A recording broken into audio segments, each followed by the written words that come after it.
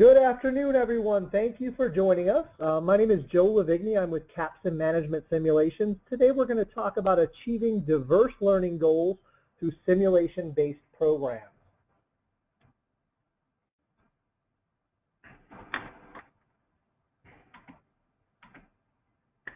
So as I mentioned, my name is Joe, and I'm the Director of Training and Development here at Capsim. My role on a daily basis consists of a variety of things, but overseeing our training and development department, which puts me in touch with not only internal clients, but external clients as well. We're going to start by talking a little bit about some of the objectives or learning objectives that you can achieve by doing a simulation-based program. Our simulations specifically are business-related. So the four objectives you see on the screen are very typical of what you might find with a business simulation type program. Business acumen, strategy and decision making, collaboration, team building, finance for non-finance managers. Those are very typical of what you might see. What we really want to talk about today is using simulations in a more diverse application. Leadership development is something we're going to touch on, specifically in a manufacturing environment. Sales enablement, specifically in a banking environment. And then project management, and we're going to look at a pharmaceutical environment when we talk a little bit further about that. I do want to just give you a little background on Capsim and who we are before we get started and jump into these diverse applications. Capsim has been around since 1985. We are a leader in business simulations. We have two sides of our business. The first side is the academic market. Our simulations are used throughout academic programs at universities, from undergrad settings all the way up to MBA and even executive education. Last year we were used by over 100,000 students and used in over 900 universities worldwide. I mentioned my role as Director of Training and Development. I specialize more on the corporate training program side of things. So we look at a variety of clients in a variety of industries that do a variety of things. I've just put a few of them up on the screen. These are some folks that we've worked with on some of these different types of programs. One of our mottos here is, tell me and I'll forget, show me and I'll remember, involve me and I'll understand. That really goes along with our approach to learning. We believe in an experience, and as we talk a little bit further, we'll talk about how that really helps with engagement during any program that you might be doing. Engagement is often an issue that you run into when you have participants in an online or a classroom type setting. Many of you, I'm sure, are familiar with the 70-20-10 rule. What I've done here is just kind of converted that 70-20-10 into how it relates to a simulation environment. You can see we talk hands-on learning, more about the real-world scenario. That's typically looked at as on-the-job learning, but in a simulation environment, you're actually making decisions as you work through these simulations. It's a safe, realistic environment is how I like to look at that. Typically, when you're doing these simulated events, you're working in teams, and that's where that 20% or coaching portion comes into play. They're actually mentoring one another based on their backgrounds and their experiences. And then that classroom setting, there's typically usually debriefs. Those debriefs are those more interactive debrief and lecture type areas, and then demonstrations on key learning. I'm sure all of you are familiar with the Kirkpatrick 4 levels of evaluation: reaction, learning, behavior, and results. And we know that reaction, we hit those smile sheets off, and learning, we can look at quizzes and tests when we're trying to evaluate a program. But really the gold mark here is the behavior, and then obviously the result is the tough one to achieve.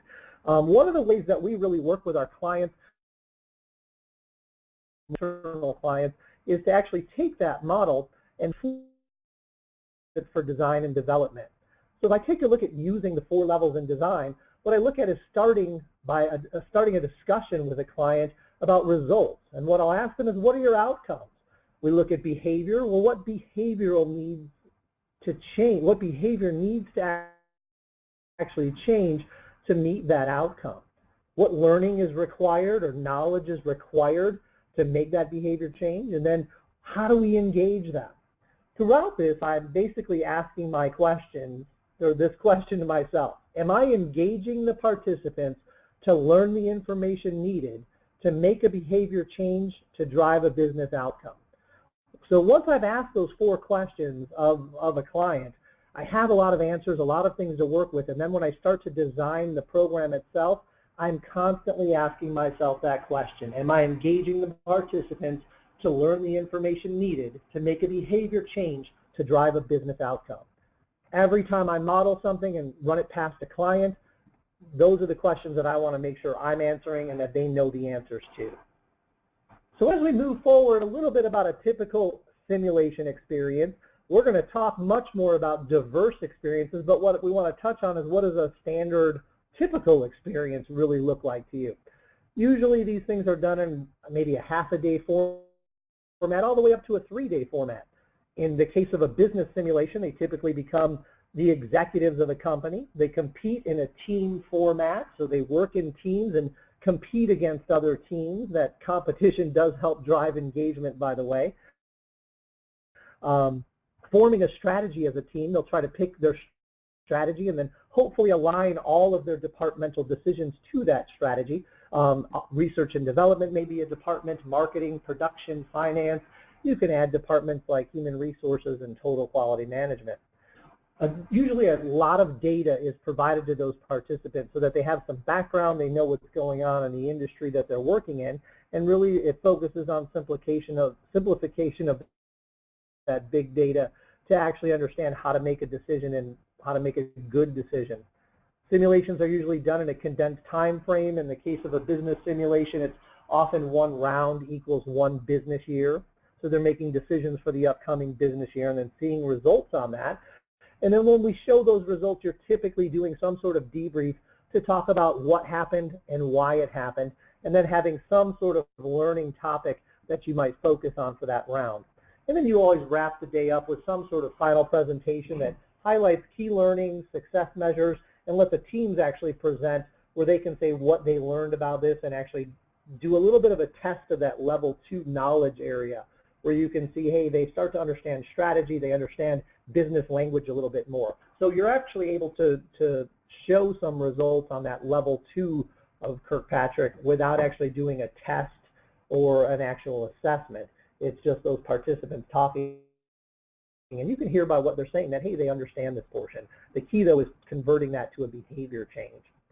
So let's look at a specific program that we've worked with one of our clients, and this one we're going to start off with leadership development. I know there's a lot of folks out there looking for a different way to do leadership development. We work with a client of ours called Digital Globe. A lot of you may not know who Digital Globe is, but my bet is that once we tell you this, you're going to say, oh, that sounds familiar. So Digital Globe is a satellite company. If you've ever watched the news in the last year or 2 years, you've probably seen satellite images. Maybe that was when a plane disappeared and they were looking for it. If you notice in the very bottom corner of that map that they show on the news, it usually says image provided by Digital Globe. So they're a satellite company, and typically they had worked with governmental agencies, but in recent years they basically got into the private market and were looking for a way to kind of change how they did their thought process in their business. As I mentioned, asking some of those questions, I was able to find out some information from the Digital Globe group on what they were looking for. The first thing they told me was, well, we're trying to do a leadership development program. I said, that's great, and we got into a discussion about learning objectives and then getting into the discussion about what are these outcomes that we're looking for. That led us to basically coming up with this whole challenge that they had at Digital Globe. They were looking to create a solution that was really more of an experience. They didn't want this classroom approach. They were looking for something that was basically real-time and has some sort of immediate practical application, something they could take away and use as soon as they went back to work. They were hoping to develop some competencies in business acumen. That really looks at that knowledge portion again. How can we get our participants more knowledgeable about strategic decision making and financial acumen and product management? Moving forward, they wanted to generate development of feedback and behavioral insights. So if we think about leadership development, sure, it's great to give them the skill and the knowledge of understanding a business and how that works, but what they were really looking for at Digital Globe was, how do we get our participants self-aware? How do they get that team awareness side of things? So we had to try to figure out how we could incorporate something like that into this program, providing insights into how leaders develop and place responsibility on development with them. So once the program ended, they were responsible for taking on some action. Cross-functional relationships, you really want to understand, aside from the business, what all the other departments do within that business. And then lastly, you'll notice creating a balance between investment and development and other responsibilities. That typically leads us to people saying, hey, we don't know that we can take our people out of the office for a week or 2 weeks or whatever it need be. So what we heard from them was that, oh, by the way, we only have 2 days to do all of this kind of stuff.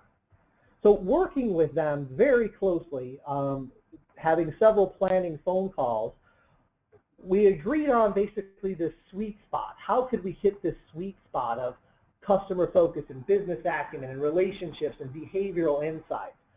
We narrowed it down to 3 basic learning objectives: building that business acumen, building leadership effectiveness through self-awareness, and then building relationships through collaboration and working as a team. So this is what we ended up with when we worked with Digital Globe, a 2-day program, which is exactly what they asked for. Key here was a co-facilitation style. So when I talk about co-facilitation, we're looking at members from the Digital Globe organizational development team and members from the Capstan team actually working together to deliver this program.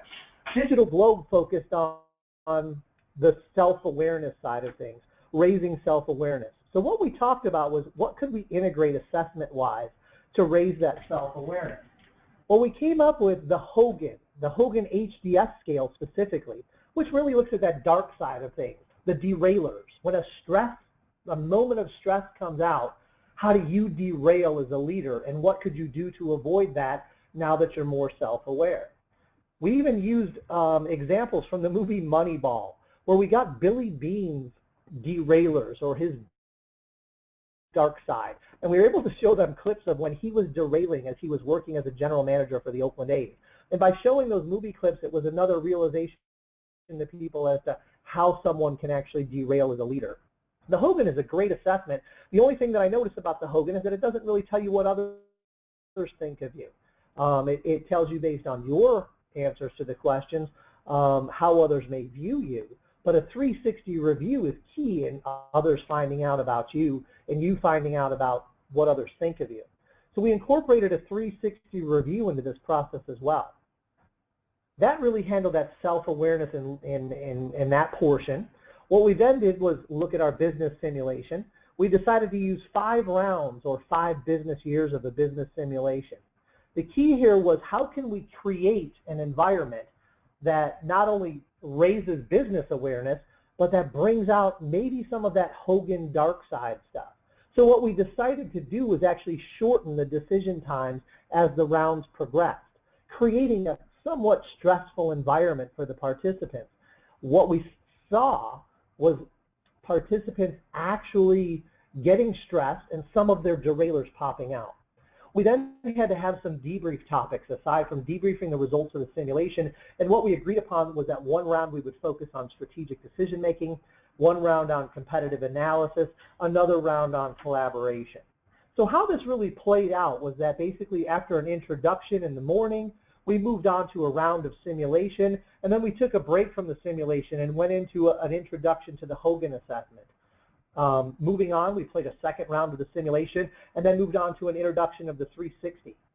And then moving on to a 3rd round, and then the 2nd day a 4th and a 5th round with very condensed time frames, and again, hitting a debrief topic each round. Some of the outcomes that we saw from this, and we heard these directly from Digital Globe. In fact, this case study is something that I presented with the organizational development team right at the ATD conference this past year and at Elliott Massey's Learning Conference last year. Myself and the org team from Digital Globe were able to show some actual outcomes, which is really interesting. Now, these are right from a smile sheet, that level 1 evaluation, and we asked them, overall, would you recommend this program to a peer or colleague? And 100% said, yes, I would do that. My team's performance and business results will improve as a result of this experience. 96% said, yes, that will happen. That's great. It's smile sheet results. It really shows us that, hey, they liked it. A few quotes that we saw. Hey, this was the best workshop I've ever attended over a 30-year career, including military and Fortune 500 companies. That's a great quote to hear. I came in thinking it was just a game, but all my stressors showed up. And then you always get some of those quotes where you can take a look at, hey, it was not as bad as I thought it would be. Moving forward, the Digital Globe team actually did some feedback and some follow-up sessions with each of the participants. The groups that we worked with at Digital Globe were typically about 20 to 30 participants in size, and we've done this several times with different leadership development groups as we moved along. But what they noticed and what they were hearing when they had these follow-up sessions is that the leaders were starting to ask better questions. They were asking things like, what products should I take to market to meet my customers' needs? What's our competition doing? Something they really never thought about in the past. Do we stick with our current strategy, or should that be changed? How much risk should we take right now? They really got a taste of risk as they worked through that simulation environment. And then how will this decision impact other parts of the organization? That's that cross-functional collaboration piece. So we were starting to see some behavioral changes here just because they were asking different questions as they went through this. I'm going to give you one specific example here of a case that we called You Own It. So this was a director of programs at Digital Globe. He happened to score very high in the bold and the diligent categories on the Hogan HDS assessment. Now those folks that score high in bold and diligent will typically have some characteristics about themselves. They're not afraid to boast. They're not afraid to show that they know what's going on. They're diligent. Sometimes they can lean to micromanagement. And as those stressors come out, they can become the one that knows everything and the one that does everything because they're micromanaging and even taking over the project. Well, what had happened during the simulation experience was that this gentleman, as the time of the round started to condense, started basically taking over the team. He basically told them, this is what we're going to do, and he made them do it. They did it, and that team ran out of money that round. They went into the next round, and he decided that he was going to jump even further in by taking over the computer himself and actually inputting the decisions. We got the results of that round, and sure enough, they ran out of money again. Well, what had happened was the rest of the team basically pushed themselves off to the side a little bit and said, hey, if this is what he wants to do, do it. A third round came along, and sure enough, they ran out of money again. Finally, someone spoke up and said, hey, do you mind if we try to maybe work a little bit more together here? A light bulb went on with this director of programs, and he realized, wow, I looked at my bold and diligent scores as being high, but I never really saw them come out, and I'm seeing it right now. I'm noticing it in a safe environment. What he did was a behavioral change when he went back to his job with his team. At a meeting, typically, someone would come up with an idea, and he would take it over and run with it or micromanage that idea. Now what he does is he says, you own it. When someone comes up with an idea, a suggestion, a way of doing something different, this gentleman now says, you know what, you own it. Let me know how it's going. And that style change is really working well for him. It's helping the team be more effective, getting things done, and actually some better results and projects coming out of his group. Let's take a look at a slightly different learning objective, sales enablement. And now let's look at a whole different industry. Let's look at a mid-sized bank. So we went from somewhat of a manufacturing organization. Now we're going to jump over to a bank and see what they needed to do with sales enablement. So again, after having that discussion of going through the reverse of the Kirkpatrick and some other questions, what we found out was that they were really looking to differentiate their business bankers. They told us they had about 400 business bankers that they really wanted to find a way to change the conversation they were having with their clients. To this point, they had basically said, hey, we can come in and we can offer you 0.5% lower on your interest rate. They wanted to change that to having a business discussion.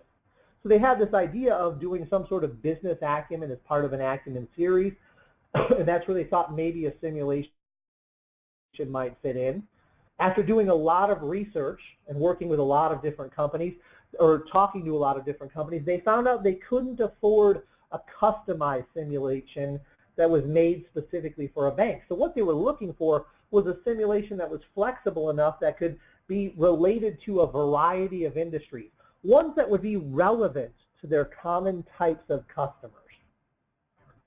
The key here was, how would this training increase customer retention, customer closes, sales revenue, to really show ROI to the business banking executives?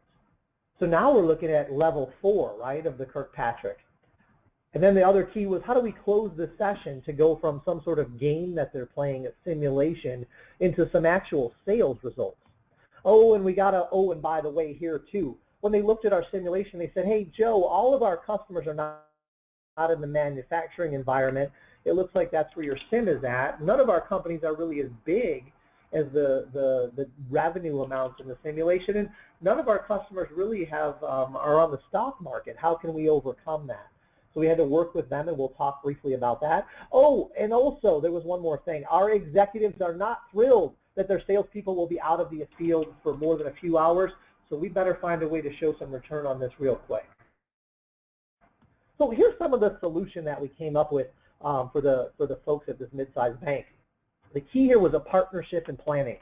And I'm not talking about just a couple phone calls. We actually went down on site for planning sessions. I had the training and development team from this mid-sized bank, and we actually worked through a 2-block simulation exercise together, where they ran the simulation and I led them through that, and we would stop between each round and say, okay, what is it that the business bankers would get out of this round that they can take and use when they're talking to a client? By actually doing that on-site planning session, we were able to pull out some really key topics. We had to define, what does business acumen mean to this bank? If you say you want to train on business acumen and build that, what does that mean? Well, what we came up with was, it's actually a 4-level piece for business acumen. Awareness of the current business climate, knowledge of your industry is level 2, knowledge of your client's business practices and operations, and then knowledge of your own industry at the bank. So whenever we talked about business acumen, we were building this case for, you better understand the economic environment so you can talk with your client about that. Are interest rates going up or down? Is there something going on in the economy that's creating, how are oil prices? What's happening? And then knowing your industry. These business bankers worked with manufacturers, but they also worked with restaurants. They also work with doctors and physicians' offices and emergency room settings. They work with a variety of industries, so they better understand all these different industries that they work in. They also needed to understand business operations within each of these businesses and how it worked, and then they needed to understand their own bank as far as how that went. So that was our definition of business acumen. They also mentioned a book that they had heard of called Insight Selling, which is all about being curious and creating value for your clients by actually showing them some sort of insight. And if we think about the old-fashioned way of selling, it was, we may have heard this from a salesperson in the past. Hey, what keeps you up at night? And that salesperson would ask you that, and you'd have to tell him all about your business. Well, in this case, what Insight Selling is saying, hey, something that should be keeping you up at night is this. The only way that salesperson can truly, really get to that point is to have that business acumen of understanding the industry and that client's business operations. So we wanted to incorporate this Insight Selling notion into the program itself. We also did a co-facilitation style here each round. What we basically came up with was that in the beginning of the day, we had an introduction into business acumen and insight selling, and then an introduction into the simulation. In between each round, the folks from the mid-sized bank would actually go ahead and get up, and they would talk a little bit about a key topic. One of those topics might have been, do your customers understand their own strategy? And then we would talk about debriefing results. We would do this for each of the rounds. We also had to model these customers to make the simulation relevant to them and understanding how this related to a doctor's office. So we talked about, what does research and development mean to a physician? What does research and development department mean to a restaurant? What does it mean to a service-based industry? We also did that same thing for production.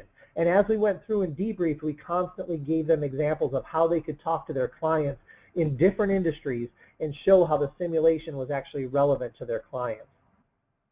We mentioned that they had an issue with stock and sales volume. We were able to overcome that with some scenarios on top of the simulation.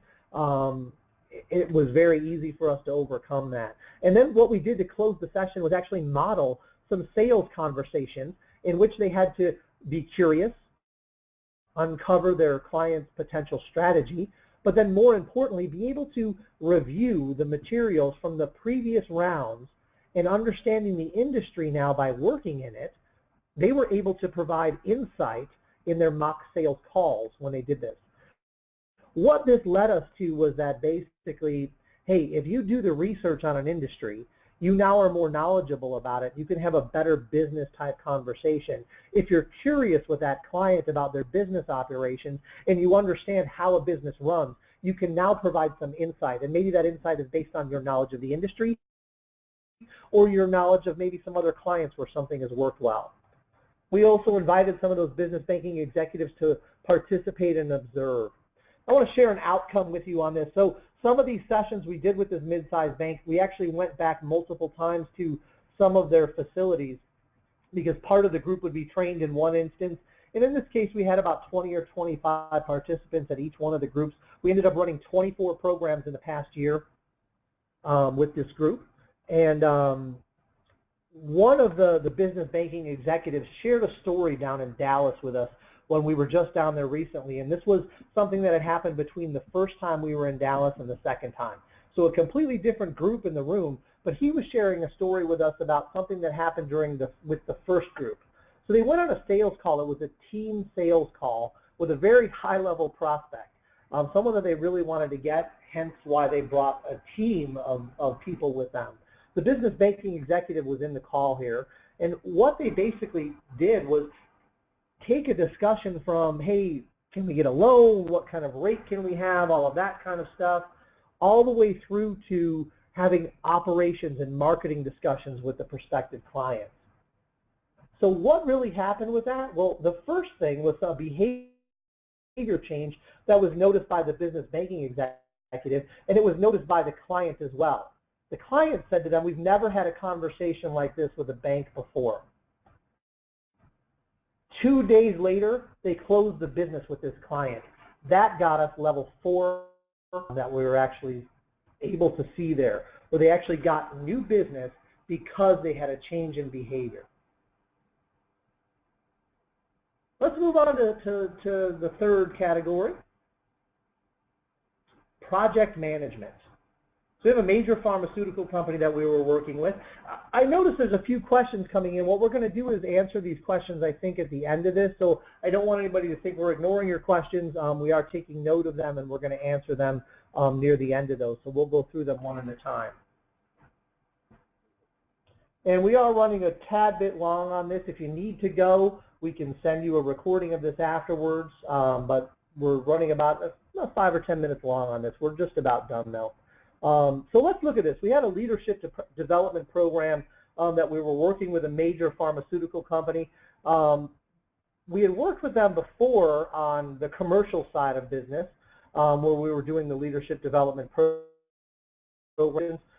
What they came to us with was a question is that, hey, we have an R&D team. No business background, no real experience in business at all. We're looking at a bunch of scientists and lab workers. Can we use the same business simulation that was used with the current commercial team to focus on project management, on collaboration, and on managing stakeholders? And we also want to do some observations without them feeling like they're being obsessed, so we can give them some feedback on leadership development.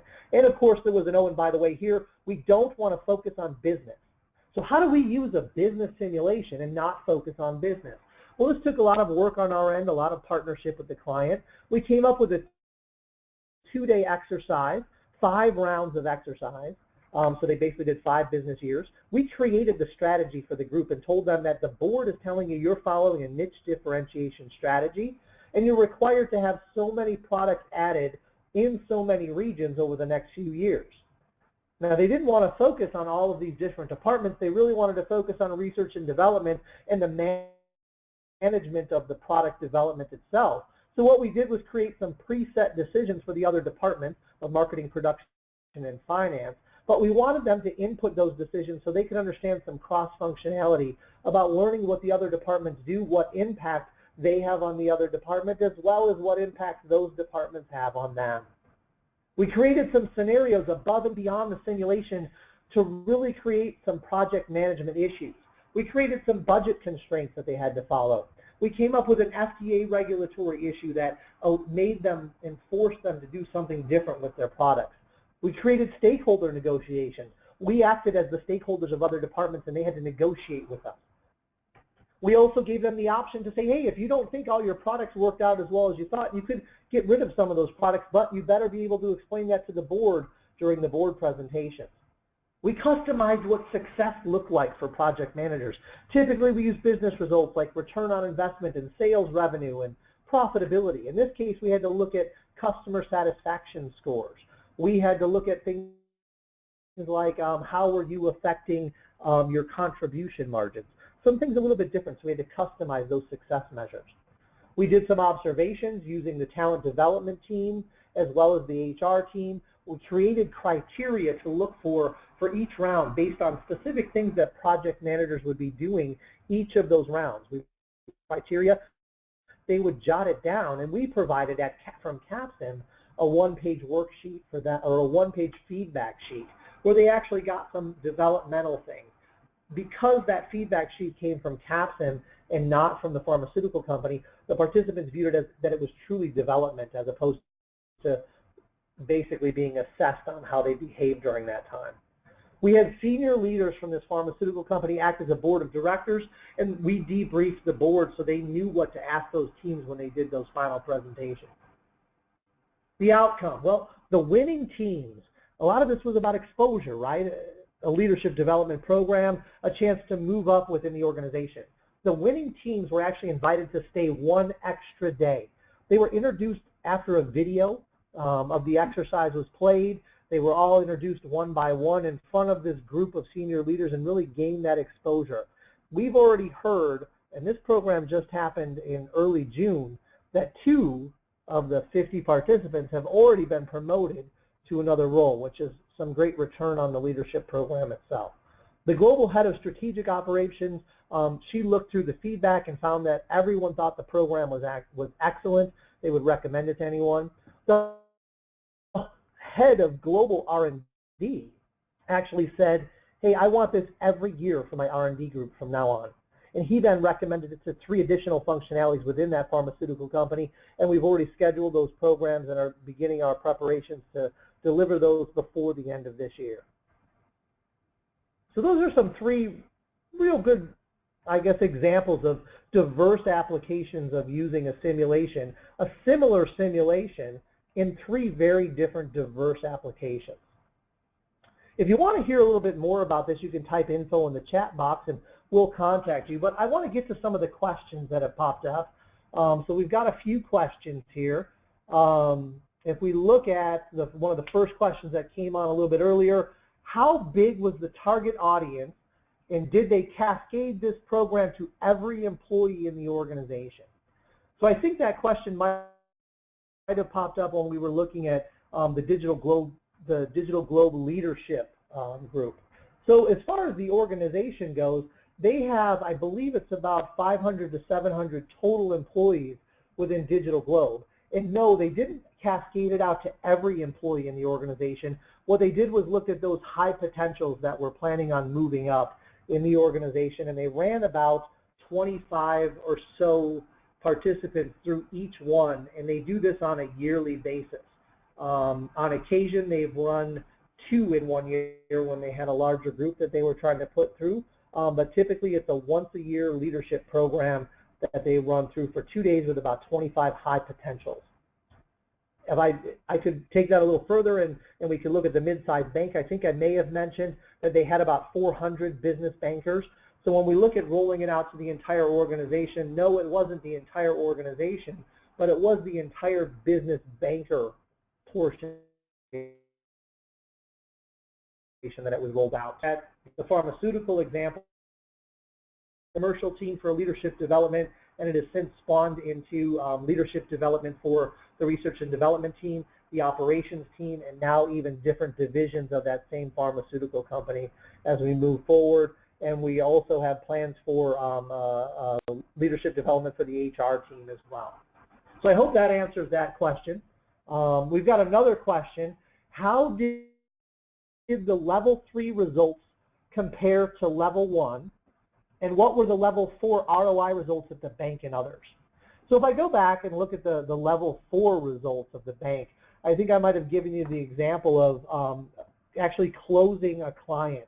That increased sales revenue, that's a true example of level 4 results, a business outcome that was achieved. Sales revenue grew because they had a different conversation with that client.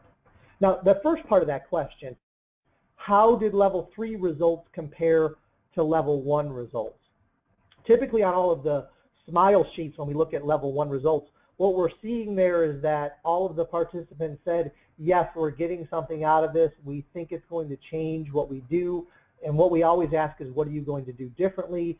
And we saw things on some of these results at the bank, like I'm going to have a different conversation. I'm going to talk to my clients about strategy or about operations. When we look at level 3 and the behavior, the business banking executives actually saw the behavior changing when they were doing sales calls with their business bankers. They saw them asking different questions, and that example of the gentleman from Dallas, where he was actually involved in that discussion, where they had a very different conversation with that client, I think is a great example of comparing level 1 to level 3 results. I've got one more question that popped up. Someone had asked about, we had talked about Hogan and 360 assessments, and they're saying the Hogan assessment was done by the client of the Digital Globe thing, and what they're asking is Capstan able to do Hogan assessments or 360s or any other assessments, or is that on the client to do that? Well, actually, I am Hogan certified. I'm also MBTI certified, and Capstan does have a 360 assessment that we can provide to clients as well. It really just depends if you need us to actually administer those. We can share the results with you, and then you could do follow-up and feedback sessions. We could do those follow-up and feedback sessions with you or for you. If you already have a Hogan or an MBTI assessment, we've been able to work with a couple clients where they already had the assessments done, the results were in, and we were just able to incorporate some of those results right into our program. I think that's about it for today, unless there's any other questions. Again, we'll be happy to share some information with you. My name is Joe. My email is joe.livigni@capstan.com. Don't hesitate to email if you have any questions. Thank you again for taking the time with us today. We appreciate it.